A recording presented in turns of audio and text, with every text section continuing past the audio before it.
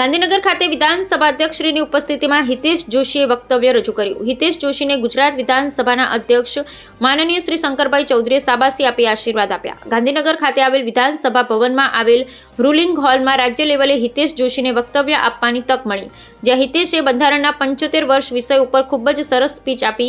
ત્યાં ઉપસ્થિત સર્વે વિદ્યાર્થી તેમજ માન્યવર મહેમાનો હિતેશની સ્પીચના ખૂબ વખાણ કર્યા હતા. ત્યાં ઉપસ્થિત ગુજરાત વિધાનસભા અધ્યક્ષ શ્રી શંકરભાઈ ચૌધરીએ હિતેશને ખૂબ આશીર્વાદ આપી તેમજ પ્રોત્સાહન આપ્યું હતું.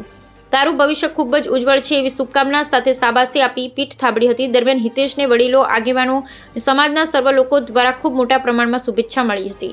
ધી અલ્ટિમેટમ ન્યૂઝ પ્રહલાદ વ્યાસ. क्या हार में क्या जीत में किंचित नहीं भयभीत में संघर्ष पथ पर जो भी मिला यह भी सही वो भी सही.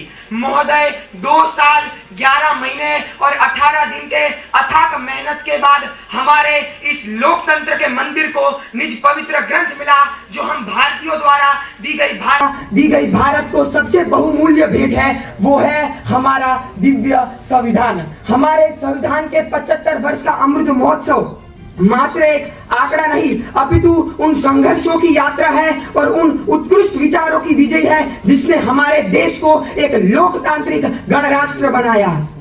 माननीय श्री बाबा साहेब आम्बेडकर जी भी मानते थे कि उपनिषदिक सिद्धांत अहम ब्रह्मास्मि और तत्वमसि लोकतांत्रिक और संवैधानिक मूल्यों की बुनियाद बनाते हैं. और इतना ही नहीं, हमारे संविधान सभा के एक सदस्य डॉक्टर सर्वपल्ली राधाकृष्ण जी ने भी कहा था कि हमारे देश के लिए गणतांत्रिक व्यवस्था कोई नवीन बात नहीं है, अपितु ये इतिहास के शुरुआत से है. और ये बात हमें उस संज्ञा से पता चलती है कि हमारे प्राचीन 16 महाजनपद अंग, मगध, काशी, कौशल, वज्र, मलछेदी, वत्स, कुरु, पांचाल, असक, अवंती, कंधार, कंभोज, मत्स्य, सुरुसेन, इनमें से वज्र और मल 2 ऐसे महाजनपद जिनमें गणतांत्रिक अर्क था, और वही अर्क आज 75 साल बाद भी महोदय हमारे संविधान में साफ झलकता है. संविधान ने महिलाओं को समान अधिकार तथा मूलभूत अधिकार अनुच्छेद 12 से अनुच्छेद 33 में दिए हैं, और अगर इनका कोई खंडन करता है तो अनुच्छेद 226 के तहत सीधे हाई कोर्ट और अनुच्छेद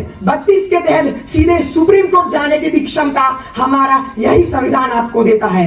महोदय, अगर इसकी प्रगति की बात करूं तो इस सदन के माध्यम से और मान्यवर की उपस्थिति में सबको ये सूचित करता हूं कि पाकिस्तान का संविधान टूटा 6 बार, बेल्जियम का 7 बार, चाइना को पता नहीं है संवैधानिक मूल्य क्या होते हैं. हमारा संविधान 75 वर्ष बाद भी अड़िग और अटल और अक्षीण खड़ा है. विंस्टन चर्चिल ने कहा था कि 10 साल तक भी ये नहीं टिकेगा. उस विंस्टन चर्चिल को मैं इस सदन के माध्यम से जवाब देता हूं. क्या कारण था कि संघर्षों से शीश कटे तब भी हिंदुस्तान लड़ा है, और बलिदानों के भुजदंडों पर संविधान खड़ा है.